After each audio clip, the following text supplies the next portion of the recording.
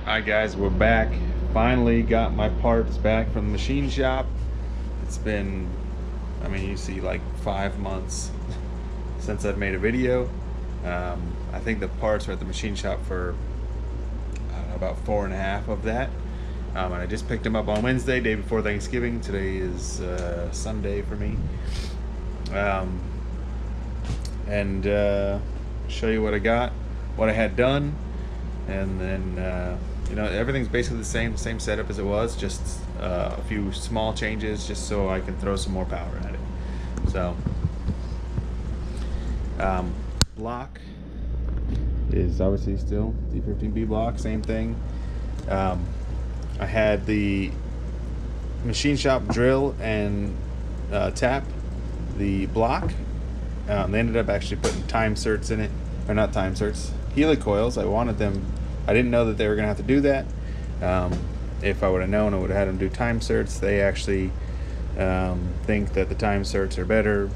Whatever. We'll send it. We'll see what happens. So they did that.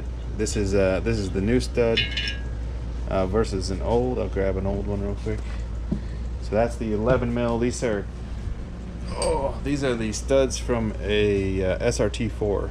So you can see it's quite a bit bigger. Just looking at it like that, and look at the two ends.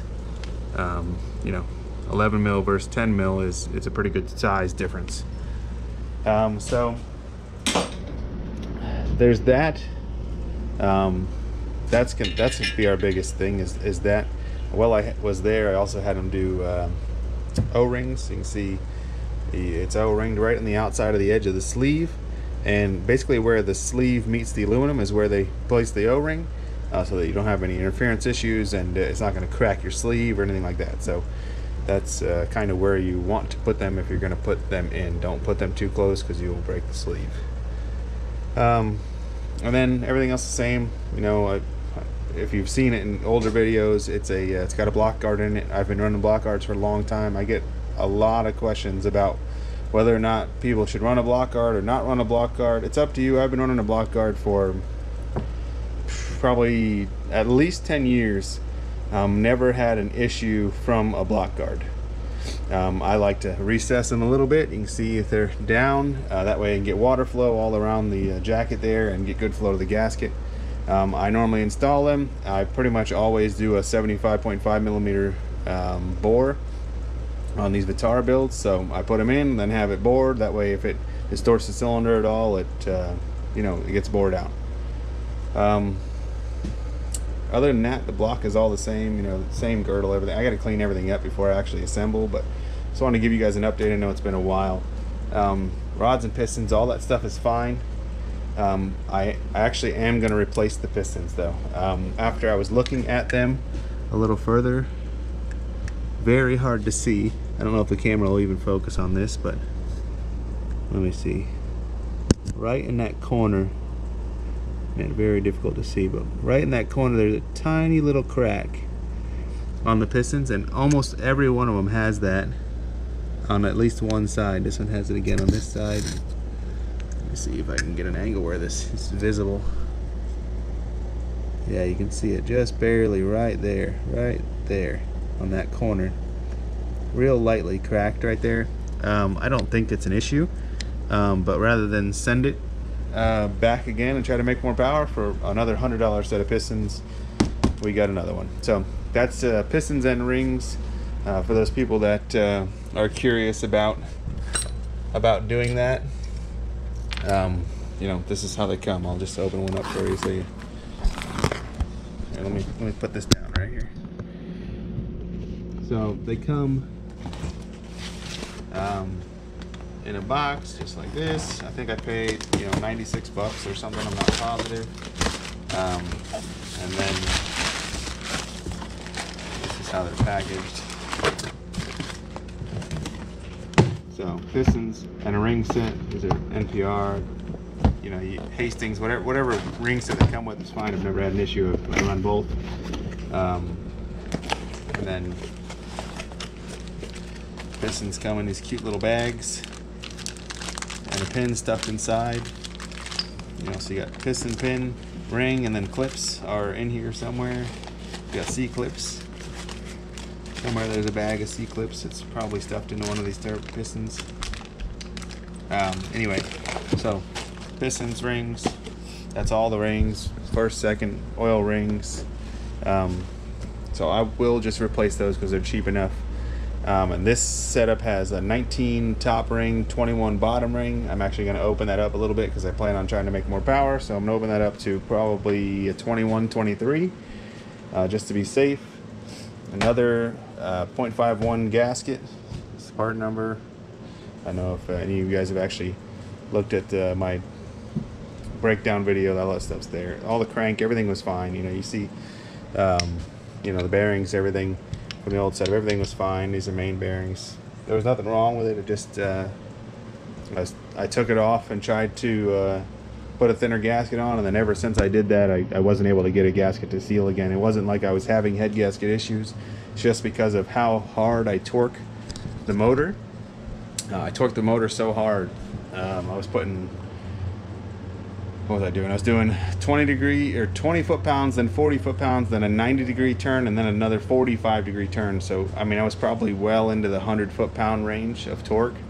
So I was doing that to keep the head down, clamped. So just because of how hard I was clamping that, I was probably distorting the head. So once I took it off, I couldn't get it to seal again. So I had them deck the block, and then they resurfaced the head. They didn't do anything else to the head. They just resurfaced it, and then they did obviously open up the holes for me real quick because they already had it set up. Just open up my holes for the larger studs. Other than that, everything else is the same. They didn't do a valve job, nothing. All that stuff checked out fine, so I didn't bother wasting money on that. So I'm really just throw a fresh set of pistons in this thing, fresh set of bearings, new gasket, you know, just reassemble. Right now it's just too dirty to do so, but I'll clean it all up hopefully tomorrow or the next day, and then I'll make another video getting this thing all assembled.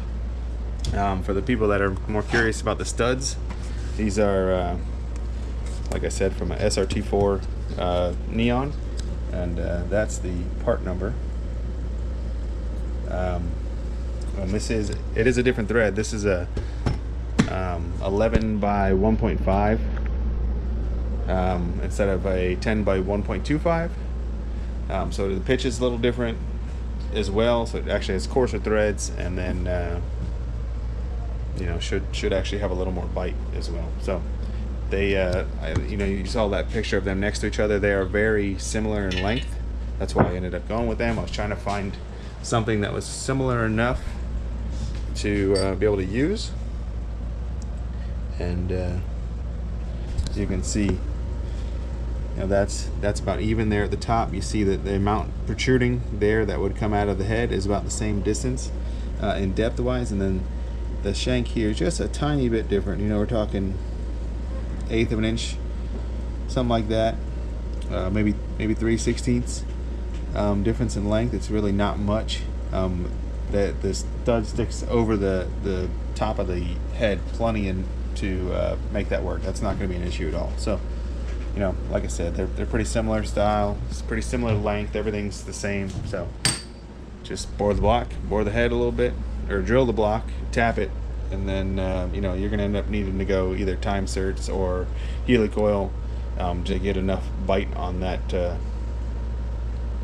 new thread, just because going from 10 to 11 mil just isn't enough of a difference, and the stud will be a little wobbly. So you got to drill it and then tap it. I just had the machine shop do it because they were already going to have the block, and I didn't want to bother.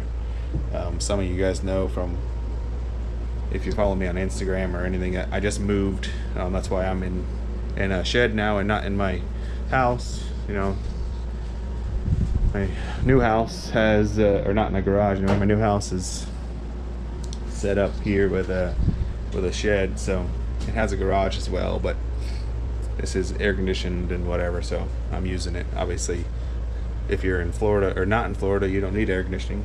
We don't even really need it right now. It's actually decent out, 70 or something, but I'm just running it so it's comfortable in here. But that's it, really. Same oil pump, everything else the same. Didn't polish the crank, all that is fine. I just got to clean it up and assemble. And once I get everything cleaned up and get it set up, I will probably get the rings filed and everything so that I can assemble it pretty quickly.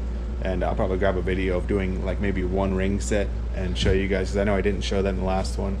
And then I'll slap it together real quick, and then so on and so forth. We'll go from there. So hopefully here soon we'll have this thing going and start making some more passes. I still have my new wheels. I bought a set of VMS wheels. These are basically brand new, and then the wheels are the front tires are 23 inch. Well, they're 23-inch tires. They're 9 inches wide or 8 inches wide. I can't remember what they are now. Whatever they are, but the wheel's a little wider than my old Lenzos, so I should have better contact. Plus, they're a little taller. I was already running out of gear before when I was doing 140 in the trap. I'm limiter right on the trap, so I needed a taller tire, especially since I'm trying to make more power. I'm looking to try to go like 145, 146, because I'm trying to go make a 9-second pass. So it's just hard. Even with 140, it has enough mile an hour to go 9-second, but the front half just isn't there. It's very difficult to do. So hopefully that taller tire should help me 60 foot a little better than the 171, 170, the best I've done on that 22-inch tire. And then also it's going to give me the mile an hour I need out the back. So alright guys, that's it for now, and we'll be back here shortly.